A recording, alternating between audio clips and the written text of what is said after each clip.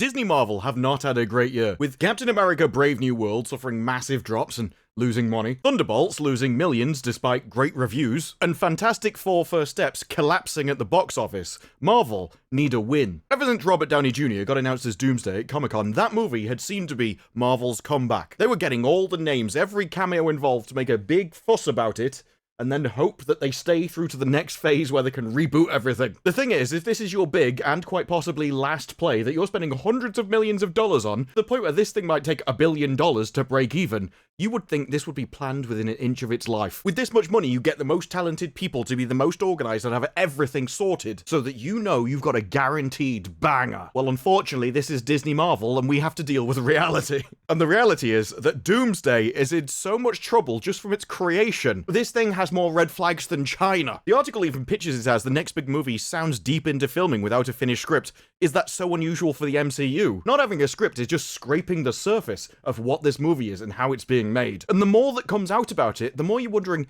how is anyone allowing them to make this movie this way? For instance, Alan Cumming has come out and said, I did the entire film in isolation. Lots of green screen, face replacement. They even gave characters fake names, and I don't know who I was acting with half the time. Even just from the actor's perspective, how are you supposed to do a good job in that kind of scenario? It's hard enough without sets, so you can't see your environment to put you in character. And occasionally, yes, some movies, they may be acting with dinosaurs which aren't actually there, so they have to pretend that some of the cast are there. But he doesn't even know who he's acting against. How are you supposed to have any kind of impactful, immersive, realistic scenes when you don't know who you're talking to? You don't even understand what you're supposed to be portraying because you don't know the situation that you're in or who it's with. People adapt their tone, their language, how they speak to the people around them. He wasn't even facing off against actors, let alone the fact that we are CGIing not only the environment, but different people's faces. That is going to be incredibly expensive, and we're definitely entering uncanny valley territory. People think CGI doesn't have any impact on the movie, but if your brain subconsciously notices that light's off, this shouldn't be happening, where's that shadow going? Whether you consciously think about it or not,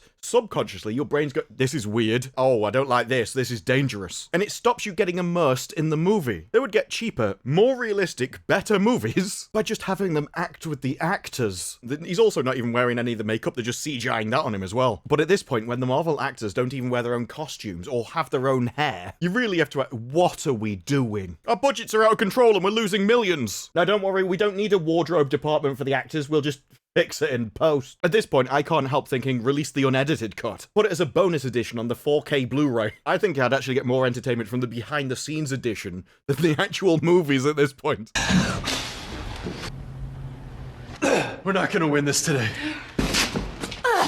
But that's just the tip of the iceberg when you realise there are so many actors in this movie, and even the ones that aren't don't know if they're going to be in the movie. At Fan Expo, Daphne Keane was asked whether she'd be returning for Avengers Doomsday. I actually have no idea. Like, legitimately, I swear to you, I literally right now have no idea. I've not heard. Now, personally, if you want my vote, I am fully up for seeing as much of Daphne Keane in movies as possible. If Disney really want to win men back to Marvel, well, Daphne Keane is one of the ways you can do that. And it'll also save on budget because she won't actually need much material in her costume. Thing is, it's not even surprising that Daphne doesn't know whether she's in the movie, because even the people that were actually announced with all those chairs that lined up announcing the cast for Doomsday, well, Teddark only found out that he was going to be in the movie and his chair was going to be in that announcement 5 hours before it was released. With a movie this important, this expensive, so many resources there, you should line up your ducks in a row and make sure everything's sorted. I was like, no, we're gonna leave this to the last minute. They're making this movie like I would. And that's not a compliment. But I have to say, this isn't even surprising news when you find out the rest of what's happening at the movie. You find out that many of the cast members for Avengers Doomsday have already wrapped filming, but they don't know if they've wrapped filming because they're still writing the script. Yeah, so I finished my work, but they haven't. It's essentially the statement. And look, it's like, oh yeah, this is by a rumor, but it isn't. When the actors have actually come out themselves and confirmed it. Rebecca isn't sure she's done filming for Avengers Doomsday because they haven't finished writing the script. It's no wonder these actors don't leak anything about the script. Not only do they not know who they've acted with, what they've said, but they don't know the story because nor do the creators. Are you done shooting your scenes? Not quite sure. The script they haven't finished writing it. There's actually been some commentary that maybe they just kept Alan away from all the other actors because he might have leaked something. I think it's because they don't know who he's acting with. Yeah, we'll have to face replace whoever you're talking to because we haven't signed the contracts yet. Have you read the entire script? I cannot confirm nor deny that I have read the entire script. You could even tell by her laugh, she knows how stupid what she's saying is. They haven't finished writing it. But this is I've started, so I'm gonna have to finish kind of moment. As the words came out of my mouth, I realized this was retarded. And we don't know yet. They keep everything very close to the vest themselves in an effort to keep everything under wraps. They kept it under wraps so well, even the Russo brothers don't know what's going to happen in the future. Now, you would have thought in a business, most people would have been intelligent enough to know that you shouldn't be defending this, right? Kevin Feige isn't that smart though, so when James Gunn came out and went, well, I will never start anything without a finished script, Feige was more than happy to prove himself a fool. He started saying, well, we've never started a movie without a full script, despite numerous comments in the past that isn't true, such as with Iron Man or Doomsday. But I have never been satisfied with the script that we've ever had. Kind of a damning indictment, isn't it? No, my work's always been crap. I've always thought it was crap right from the start. I'm quite frankly amazed that any of you paid to see that trash at all. I've never been satisfied with the movie we've released. Can you imagine the meetings between Disney and Feige? It's like, so what do you think of Thunderbolts? Crap. It's always been crap. Every movie we've ever pronounced, I've never liked any of them. Why'd you keep making them then? But then he describes the rewriting of the script, or the finishing of the script, as just plussing it. Oh, Marvel plusses their films. Now, plussing is the act of making improvements during a project as they're making it. That because actors have played this character multiple times before, they know their characters really well, and so he wants them to be able to propose ideas so he can listen to them while they're filming. So he can adjust the script, adjust the lines, and improve it, and he wouldn't want to change that. His issue is, plussing isn't finishing a script. Plussing would be what you were doing if you already had the script, you had the lines in front of you, and your actor's like, I don't think that Iron Man would say that actually, so maybe we could change it to this, and you try it out, and then just see if that take makes it into the movie. Or he ad-libs a joke. He trips over something in the set and just ad-libs a response, so you end up keeping it in. Things like this have happened multiple times, like when James Bond went underwater. Brosnan straightening his tie wasn't in the script, but he did it instinctually, and they liked it, so they kept it in. This is also the same as Henry Cavill when he started reloading his fists. That would be plussing, and it's even what he describes here, but he's using that as an excuse for not writing a script. An actor changing their lines or just ad-libbing a joke when they're filming it is entirely different than not knowing who you're filming a scene with, or whether you're going back. Oh, well, actually, I made this joke, and now Deadpool's got to be in here for some reason. This isn't plussing. He also said that when they hire an actor for a movie, they don't keep them there for the entire filming of the movie just in case they need them back. They give them a window, keep to the window, and that's why they might need them back. This isn't an excuse, though, for not knowing who you're filming a scene with. Surely Alan Cummings' window and whoever he was in that scene with, window, should have been at the same time. That's kind of important for actors. Also, regardless of this, the actor should know whether they're needed back in for scenes or not, because it should be written down in the finished script that you've definitely got, right? Or there's a more likely scenario where Feige is just making excuses in an interview. Now, one of the issues of doing things like just green screening everything, all the environments, people's faces, their clothes, all their makeup, is that yes, it makes it very easy to create a movie, because you basically don't need to do anything. You just hand off your work onto somebody else. But that also means you lose a lot of control. It's incredibly lazy and incredibly expensive. You might be able to make an argument for this is actually improve the experience of the audience in the cinema. But as I've said, with the whole uncanny valley effect, that's rarely true. It becomes interesting then when Chloe Zhao said that the Eternals had unlimited amount of money and resources, and that meant it didn't have limitations, which is actually quite dangerous. And I agree. The only reason they can do all of this nonsense is because they have the money to. If they're on a narrow budget, they'd actually build sets, they'd limit where it was, and they wouldn't have all these cameos in for absolutely no reason. It's long been said that necessity is the mother of invention, but it seems like Doomsday has been given a blank check, and they don't seem to know what they're doing with it. They don't have to get all their ducks in a row. They don't have to make it amazing, because we can just sort it out later. What you end up is a hodgepodge of things glued together. They're almost making a jigsaw of different scenes that they can fit together in the editing room, rather than making a movie that makes sense from start to finish. There is no vision as such. They don't have in their heads what they want it all to look like and then just make that. And they can't, because they're making it up as they go along. The more you find out about Doomsday, the more it seems like Lego, the movie. They're just making blocks that they'll fit together into something that hopefully looks like a movie later. And with Feige defending all of this stuff, it seems like this is the Marvel method. And so with that in mind, you can understand where their recent movies have been tied to words such as plummeted, collapsed,